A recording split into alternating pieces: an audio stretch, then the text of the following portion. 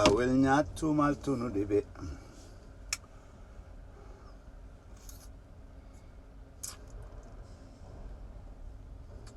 Dhageyso. Awel nyatu maltu nu dibe. Dhageyso. Dhagema. Baga dhuftanii arra gammachuudhaan qaba.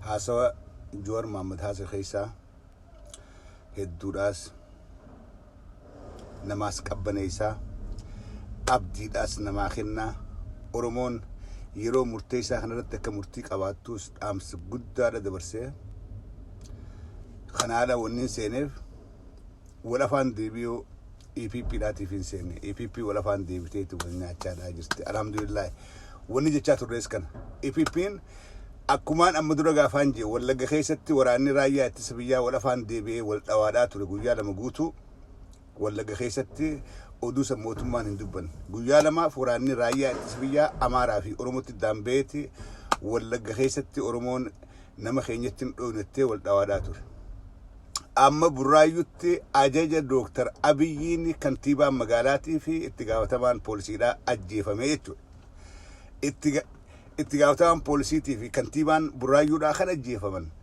dirqama Abiyyiin kenneeni maaliif isaan jala deemuu didan akka Abiyyiin barbaadutti ummata isaa roorrisuu ummata isaa miidhuu ummata isaa ajjeesuu waan dideef qabsoon sabboonota Oromoodhaa billeessuu sabboonota Oromoo bakka hundatti ajjeesuudha sabboonota Oromoodhaa hidhuudha itti fuftee jirti EPPdhaan PPdhaan OPDO'n sabboonota if keessaa baaftee nafxanyootaa fi gantootaan guutamtee dallaalotaa fi nafxanyoonni akkuma koloneel Gammachuu Ayyaanaadhaa jeetti isaaniin dhaalamuudhaaf haala mijjeeffachaadhaa jiran wanta kana ajaa'ibe taayyeen akkamitti hin beekne taayyeen akkamitti bahee Burraayyuutti hajjeese shiftaa shaneedhaan jiin kolkoleensaa akkamitti as baatee dhiyyiin dhugaan jirtu warri OPDO'dhaa ifiif sabboonota if keessaa hanqisuudhaaf if ajjeesaadhaa wal ajjeesaadhaa jira kun itti fufuudha qaba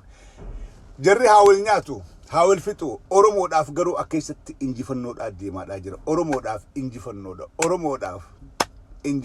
Oromoodhaaf gammachuudha diinni keenya daranuutu if saaxilaadhaa ifimaadhaa maalummaasaa hammeenya isaa ummata Oromoodhaa agarsiisaadhaa deema arra waltajjii Joorfaan godheetti poolisiin karaa marseeti akkan seen akka namni walgahii Joohar bira dhaqee hin garre poolisiin kana bee Abiyyiin ramadee eegaadhaa ture gaafa hiriira Abiyyiin poolisiin beeti yoo dhufuu baattan tarkaanfa isinirra fudhanna hujirraa isin ariina akkana isin goona jeeti ummata doorsisa gaafa jaarmoonni biraa waltajjii hammatan dhaquun qabdanii jeeti ummata dhoorka mee ilaala diinummaa PPdhaa diinummaa OPDO'dhaa mee ilaala diinummaa ammaas fageessanii yaaduu dadhabuu isaanii akkuma Joorjee Oromoon TPLF irraa kaafte ergamtuu TPLF kaasuun garuu torbaan tokko irraan fudhatu torbaan tokko Oromoon TPLF hidda hidhattee waraana qabdu cimtu san irraa kaafte ergamtuu TPLF warra TPLF ergachaa turte ama 27 ergachaa turan Oromoon firraa kaasuudhaaf torbaan tokko irraan fudhatu garuu maaliif dhumaatiin namaa dhufti maaliif horeeyni hamaan dhufaadhaa fi ummanni Oromoodhaa obsee taa'aadhaa jira Joor waan takka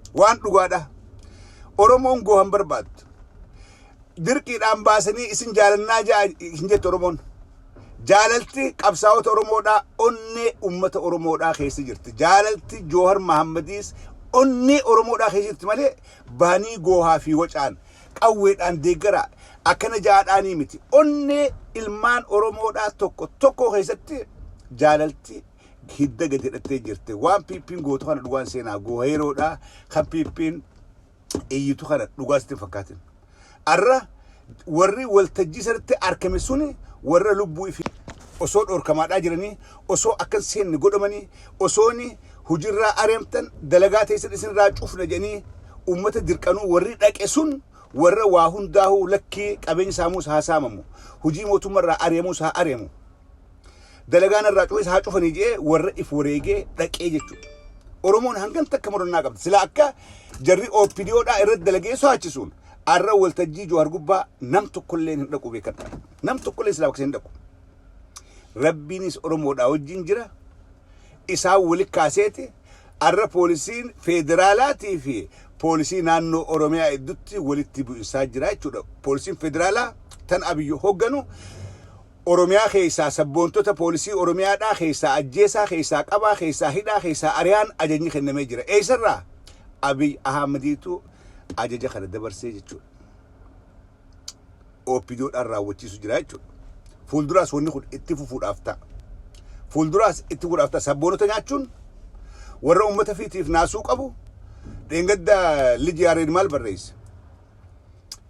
Koomishinar Salamoon wajji haasoynee jirraa. Gochaa burraayutti san inni quban qabu harka takkallee keessaa hin qabu jeeti poostii godhe Liji Yaareed gaafa hawwiidhaa fi isa tuman.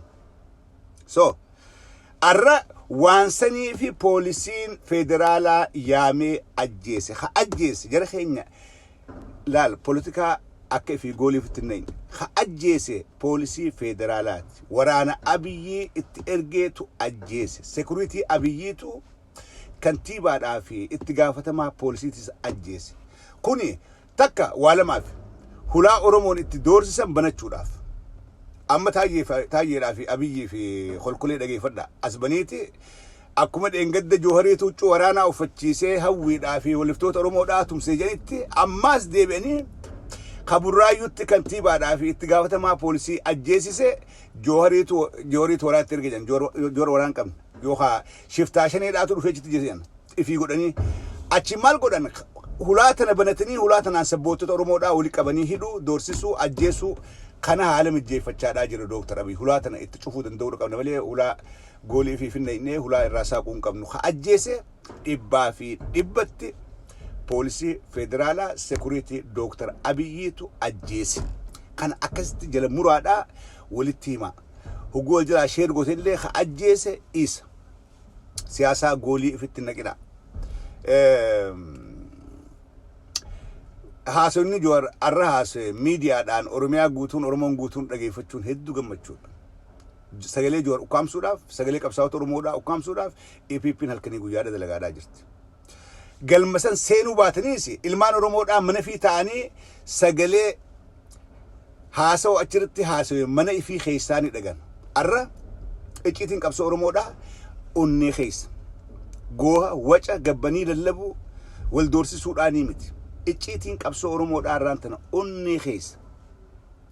Oromoon qabsoo bilisummaadhaa amata 50 godhaadhaa turte kan murteeffattu ifitti malee gooha waca gartee maallaqa raabsanii OPDOon ganda keessa deemtee waccu kanaanii miti tasu. Kanaanii miti kanaan milkaa'uudhaan ta'an. When haasawni Jawar arra haasawe, that was historical speech. Historical speech. An haasawa hangan takka na gammachiise, haasawaan hangan takka itti quufe arkeen beeku. Ani na hidhuudhaas ni malchiisa, na ajjeesuudhaas ni malchiisa, fuudhanii nu dhabamsiisuudhaas ni malchiisa. Garuu suni qabsoo Oromoodhaa duubatti hin deebiftu. Nuti duraanuu qabsaa'otaa. Qabsaawwan tokko qabsoo seenu wareegamuudhaafis, hidhamuudhaafis, ukkaamsamee dhabamuudhaafis hunda murteeffatee seena. Mooji jegartee warra nugusoomee aangorra turuu taa'uuf mooji malee nuti wareegaaf qophiidha. Nuti wareegaaf qophiidha. Abiyyi gartee kan nugusummaa labsatee amata 50 biyya bulchuudhaaf ta'a bituu taa'ee aangoodhaaf bololaadhaa jiru. Aangoodhaaf maraachaadhaa jiru. Isa malee qabsaa'onni Oromoodhaa wareegaaf qophiidha. Uummanni Oromoodhaatis miliyoonaan wareegamuudhaaf qophiidha. Icciitiin OPDOon ammaan tana itti deemaadhaa jirtu Oromoo doorsisuudhaaf, Oromoo cabsuudhaaf waan TPLF 1992 Oromoo irratti dalaydee ammaan tana dalaguudhaaf deeman. Sun maali? Oromoo keessaa nama ija hidhuu, ajjeesuu, dhabamsiisuu, sanboodaan ummata walitti hafe ukkaamsanii akka fedhanitti bulchuu. Kana kaayyoon OPDOon ammaan tana itti deemaadhaa jirtu. Wanni ija Oromoo dhoo barbaadduuf akka manaan baane akkan dubbanne so'achiftee qabdee teessuuniif waan 1992 maqaa adda bilisummaa Oromoodhaatiin ilmaan Oromoo irra geessanii ammaas Abiy haarat deebisee Oromoon أكوان دو سلاتو أورمون أكوان قبصون يفتي منت قلتو اتفقات مالف إن أبي إجتي قبصون أورمون أمبيو أبي عمري ساقوتو جولم مرة كبير نما إرجمادا قدتي ديناف نما ديني إرجتشادا قدتي عمري ساقوتو دائما مرة نمني إرجمادا نمني هريان سا خبلادا هدو خيسد إيتادا ديم كنقول ديم سنقول إيشا قدفته مورالي بيام بلشو دندو مورالي التين افتهي جراتو هنكب أبي كان نبي himself افتهي جراتو دندو أبي ماليف إرجمادا قدتي ألاقاداتو إرجتشادا قدس واني إني بيخو إرجمو نما تجاجلو لا غافر تلارك فوليت سيني فولي بنو كتير إساياس الدين هجوتشي لك فولي مالف واني إني تبرت كنا إرجمو نما تجاجلو لفاتاو كونكو ورانا تجراي كوبيسو نياتا قدوداف نياتا ديهيسو كان واني إني تلينج فمي عمري ساقوتو نمني كن نما افتهي متى إفيتو بولشو دندو متي أبي متانسا نما إسا بولشو برباد أكا فاميلتو نما إسا غرسي برد أبتي أبي كنامتي كبولا نمني أكا جرات نمني سمون بلسا أكا تجراتو أكا جارتي فيتو جين ilmaan fidu jiktiyaata akka jedhanii nama gorsa barbaadu biyyaan deemuudha miti biyya hoogganuudha miti dubbiin seelee nama kanaatu ummata oromoodhaa kan tokkummaadhaan dhaabbatee TPLF irraa kaase ergamtoonni ka abii ammaas oromoo diinee gandaan qoonnee amantiin qoonnee cabsinee binnaa janiiti kun abjuu dhugaa ta'uudhaaf hin teenye the dream that will never come true abjuu waa tikillee dhugaa ta'uudhaaf hin teenye achi taa'ee abjootaadhaa jira abii oromoon du'aafis qophiidha falmachuufis qophiidha hidhaa sodaattee manatti hin galtu dubbii kana kan ijoor itti himaadhaa je nuu miti nuti qabsaa'ota wareegamuudhaaf qophiidha du'aaf qophii hidhamuudhaaf qophiidha warruma gartee nu gusoomee ama 50 jiraachuu barbaadu qabeeta mangistii keessaan baanu jee booyaadhaa jiru saniif dhaamaadhaa nuu miti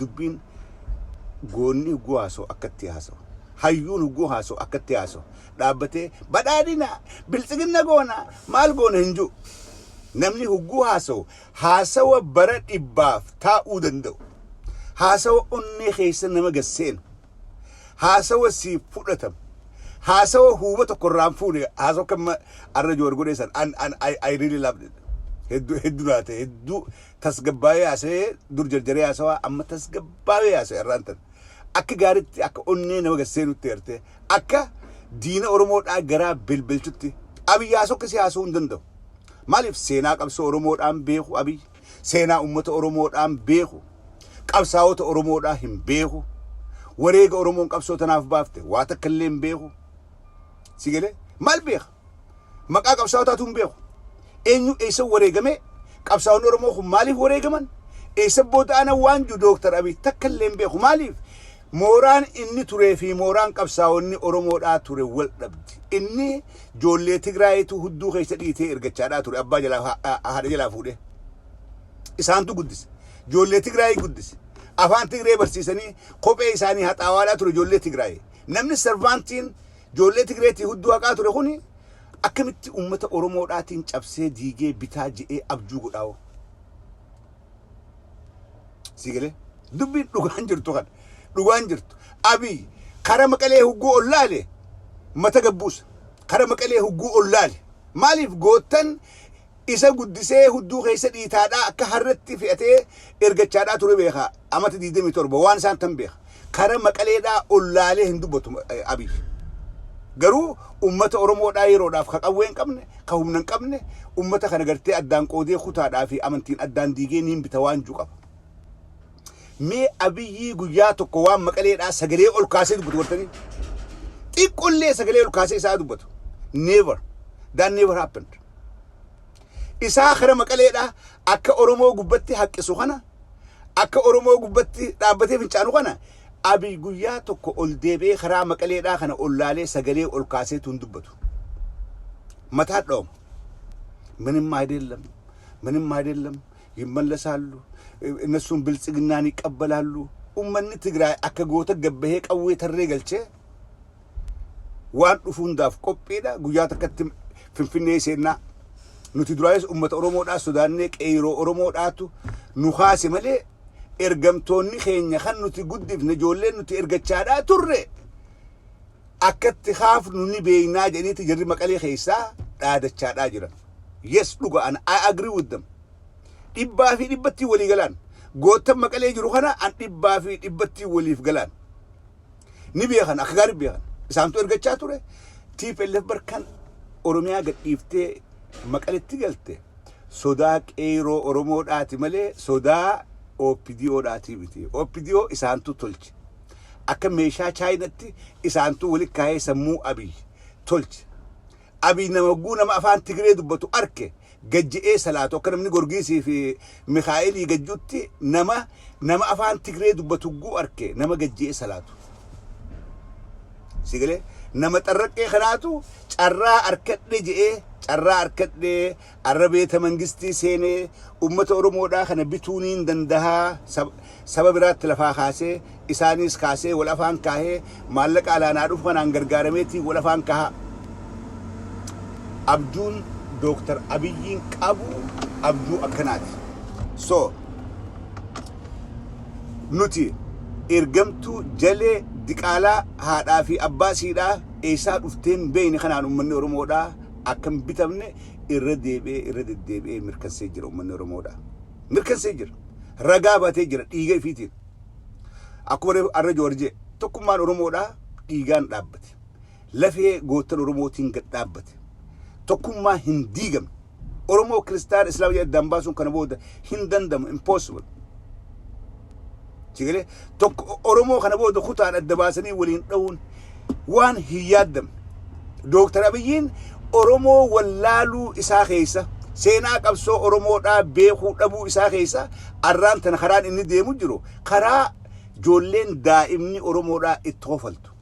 Karaa san deemaadhaa jira. I don't know namni kamitti deeggaraa namni sammuu qabu akkamitti nama waan Oromoorraa waa takka hin beekne kana akkamitti deeggara afaan kamiin deeggaraa I don't understand. Kana biraatiin eda hizaabarra qaabni suuhannaatiin bule hizaabarraan gadde hizaabarra gochaan awwadaayitti tahee suni hizaabarra na gaddisiise. Ilma namaatii miti saree namni kasitti hin dhawu. Arra addunyaa tana keessatti ilmi namaa namni dhale nama harka qullaa jiru ijoollee daa'ima ol utaalanii kopheedhaan qoma keessa dhiitaadha ulee sanii lafa riganii akkasi cafaqanii huguu akkas godhan jara keenya wallaahi Oromoon gaafa Amaaraa akkas taatee hin beektu gaafa Tigreen nu bitteessa akkas taatee hin beektu. Kuni ani dee hirriibaan dhabe waan sallaalee maaliif hin fillaalee hin jedhe maaliif hin fillaalee waan kalee awwadaa keessatti video waraabamaadha. Ilma namaa namni waraanni dilli sun ijoollee daa'ima mataa bakka dalagaa dhaqanii ijoolleen sun bakka dalagaadhaati. Bakka itti jimaa dalagan. Yakka tokkolleen goone dalagaadhaaf taa'u jira. Waraanni dhufee biyya seenee marsee ijoollee dalagarraa fuudhee akkasin lafa qabee cafaquu ijji tana garte akkamitti OPDO jala gortee OPDO'n tun nu ceesiftii jettee yaadde ilmaan Oromoodhaa mind you. Akkamitti mee eessarra dhaabbatteeti akkas ta'u obboleeyyan keeti akkas ta'u yookaan ilmaan keeti. Ilmi namaa saree hanqatee akkasi cafaqamaadha. Mucaa boodarra ulee harkatti qabee mucaa harka kaan qabamee jiru ulee harka qabnaan lafaa ka'ee utaalee onni keessa dha'ee lafaan dha'ee miilaan. Namni saree akkasitti hin dhawu. Namni saree akkasitti hin dhawu. I was so sad. Idara fuun dadhabe. Waan san anaara fuudhee muzaahirii keetii ilaale duraan banee ilaalanii. Hogguu laalu idara fuudhaan dadhabe. I could not sleep. An kuni ilma namaa nama diina keenya jennu irratti wanni akkasii raawwachuu an hin hayyamu. Abbaan fedhe diina kee ta'us diinaa fi diinni akkatti wal eeguu jira. Booji'amaa nama harka kennee waraana si dha'u jiru harka kenne seera itti qabdu jira. Nama siviilii magaalaa keessa dhayitee akkas godhuun Dr. Abiy wanni kalee awwadaa gootan waan araarama tokkollee Oromoodhaa wajjin hin qabu. wanni kalee isin goota waan nama harargeedhaa dargaggeessa harargeedhaa hunda lafaa kaasee akka qawwee hidhatee isa lafaan deebi'u godhaati. Waan dhiifama qabaatii miti. That's what you have done. Wanni kalee awwadaa keessatti waan dargaggeessa harargeedhaa hunda karaa dandameen akka qawwee hidhatee mootummaa tana jiisuudhaaf lafaa ka'u isa godhaati. That's what you guys have done. Dubartii reeppi gootan gudeeddan. Manguddoo salphiftan. Nama bakka dalagatti ijoollee daa'ima qaqqabii dalagattu. Ijoollee hiyyeessa. Waraana itti ergitanii hangas takka gadi jabinaan cafaquun waraanni kee Dooktar Abiy dubbiin kalee taate tuni dubbii gaafa hiriira guddaadhaaf Finfinnee taate wal fakkaatti. Gaafa Oromoon akka sirriitti olii gadharanii Finfinnee keessatti waraanni TPLF cafaqee kopheedhaan ijoollee barattoota mataa gubbaa jetanii xiqqeessanii fi tan kalee awwadaa taate wal fakkaatti. Waan kana viidiyoo kana isin hundi seef godhaa kaadhaaf seenaadhaaf. Viidiyoo kana isin hundi seef godhaa kaadha. Guyyaan arraa dukkanaa waan kun akka dukkanaa yafuudhaan ta'u. Guyyaan arraa dukkanaa waan kun akkatti dukkanaawee hafuun ta'u. Kantiibaa awwadaa irraa kaasee warreen waraana sana achitti afeere qeeroo qoradha. Kantiibaa awwadaa irraa kaasee aangawoota achitti jara kana afeere arraaf yoo humaa godhuu dadhabdan boruuf ol kaayyadhaa maqaa isaanii suuraa isaanii ol kaayyadhaa. Oromotti akkamma dukkanaawee kanatti hafuudhaaf hin taa'u bari'uudhaaf ta'a. Namni ilma namaa akkatti tirii godhuu jira. Namni saree akkatti qabuu jira. Saree itti yaaddee qoonqoo dura keessee maa dhoyita bineensa gaaraatu akkamiin namni akka buutitti ijoollee daa'ima magaalaa keessatti namni meeqaantu. Viidiyoo san ilmaan Oromoodhaa warreen sooshaal miidiyaa gubbaa jirtan seef godhaadhaa haadha. Waan san ka godhe Dooktar Abiyyi kan Harargee keessatti ijoollee daa'ima magaalaa Awwadaa keessatti akkas godhaadhaa jiran ijji kana gartu tabbitamtee qochumaadhaa jecha Ameerikaa irraa arra biyya deemu jirtus hara jirti kuttee jirti ilmaan Oromoodhaa. Wallahi biliyeenaan hin bitamu. Biliyeenaan bitamee osoon kana arku yoo oppidoon biliyeena naa kenniti osoon kana arku garaa kamiiniin miila kamiiniin deemee dhaqa. Arra osoo Awwadaa keessa wanni kanaa jirtuuti Maamad Sheebii faan Odaa Umar faan Caalaa Umar Filaa faan ijoollee warra Dannabaa oppidoon afeertee Maamad Sheekaa ka bakka Aruzbaatii fi Ulma Barraa dibbeetumu walli isaa Harargeedhaa beekamaadhaa jedhanii Harargeedhaan sobuudhaaf Ameerikaa irraa fuudhanii karaa biyyaa oofaadhaa jiran. Arra ganama kana za'aa 5 AM akka lakkoofsa Ameerikaa banii boru ganama safti za'aa 7 7:30 AM Finfinnee booleedha seenanii jechuudha. Ani yoo maallaqa ni dhaqanii haa fudhatanii rakkoo hin qabu. Yoo maallaqa wayyaa fudhatanii dhaqanii waan fedhan jedhan rakkoo takka illee irraa hin qabu. Garuu wanni nama dhagamu namni osoo obboleeyyan kee hangan takka xiqqaatanii garaadhaaf jecha qochumaadhaa jecha biyyatti dalagattu irraa kaatee uummata kee akkana ta'u kana sirri jirtanii taha dhaaba kana deeggaraa isin piippiidhaa piippii deeggaraa jechuudhaaf galuun garuu salphina. Salphina waan ilmi namaan goone waan hizaabara nama gaddisiisu. Nuti Ameerikaadha jirra. Nuti lammii biyya biraati. Nuti jireenya mataa keenyaa qabna. We can work. We can talk. We can do everything. Biyya bilisa keessirra. Garuu Maamad Sheekaa faan as keessaa kaniiti arra kan namni isaanii ilmi adeera isaa ijoolleen eessuma isaa Awwadaa keessatti akka buutitti waraana Abiyyiin cafaqamtu inni Abiy deeggaruudhaaf Taayyee Dandaadhaa afeeree biyyatti galaadhaa jira. Which is very sad. Very sad. Kanaan nama gaddisiisa. Hizaabarra. Ani akka nama tokkotti bu'aatiin bule. Viidiyoo sallaalee hedduu garaan nabati.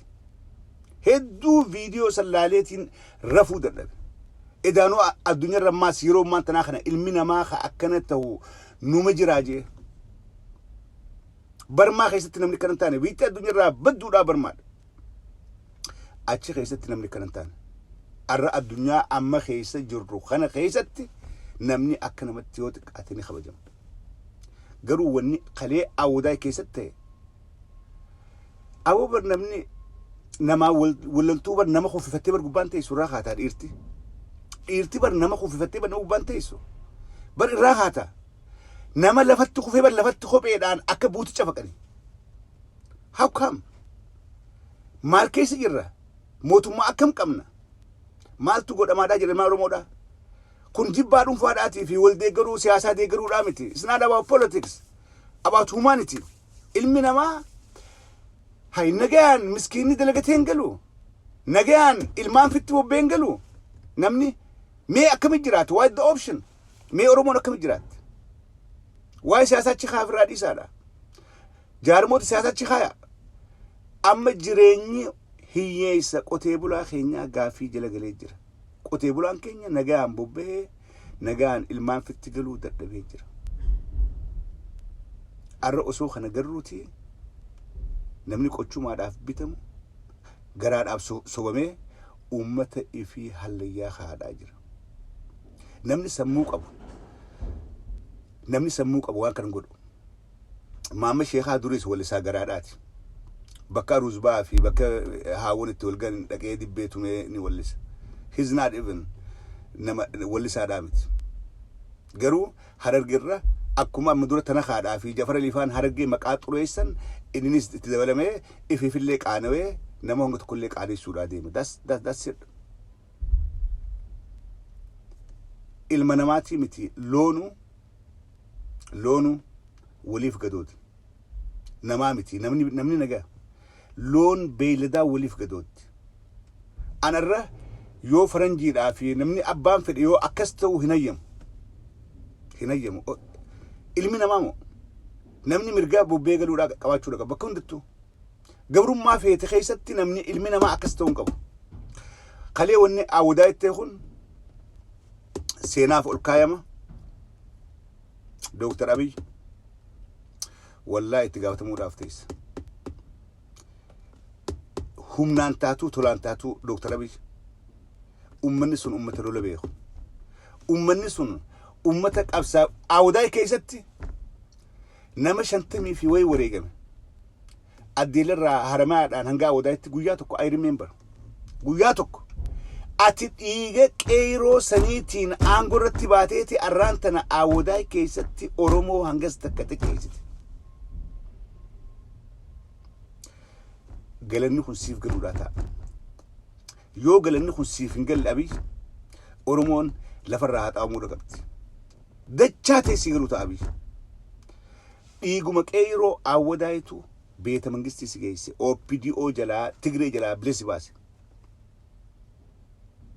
dhiiga qeeroochi wareegamteetu Tigree jalaa bilisi baase akka beeta mangistii galtu si godhe warruma awudaayisantu bahee gaafate aangoo qabattu ilma abbaa gadaa je'ee kumaantamaan bahee si deeggare garuu galanni murtaddiidha galanni nama abbaa fi tuuganee galanni nama maatii fi obboleeyyan fiiganee akkana harree hoobuun galanni sii dhufuudhaa jedhan ummata si deeggaraa ture arraan tana magaalaa keessatti xiqqeessitee akkas goote wanni kun seenaa aangoo Dr. Abiy keessatti gurraachatee galmeeffamee taa'a waan kana yoo Abiy yoo atin kafalle ilmaan kee kafalu ta'a this will happen to your children yoo sirraa yoo ati duutee dabarte yoo ilmaan kee jiraatan ilmaan kee tirraa kafalamuu ta'a nugusummaadhaan umri tee guutuun jiraattu nugusummaadhaan waraanaan si feeydee umri tee guutuun jiraattu ummanni kalee akkas goote ummata hijaadhaas kafalachuu beeku ummata amaarrinuu naftanyaanuu takkaa mataa ol qabattee ilaalin ummata hijaadhaas tolchee kafalachuu beeku yoo ati arra waraanaan ife eeyda aangoo tana umrii irra jiraattu dhala keetirraa Dr. Abiy yooni gumaan sun hin kafalamne yoo ati Oromoon harargee keessatti magaalaa awwadaa xiqqeessuun ilmaan keetiitiin hin kafalamne anumaan beeku aangoo arraa laaltee waraanaan if marsitee if eeydee qawweedhaan gargaaramtee uummata Oromoodhaa xiqqeessuun kee hanga gabaabaadha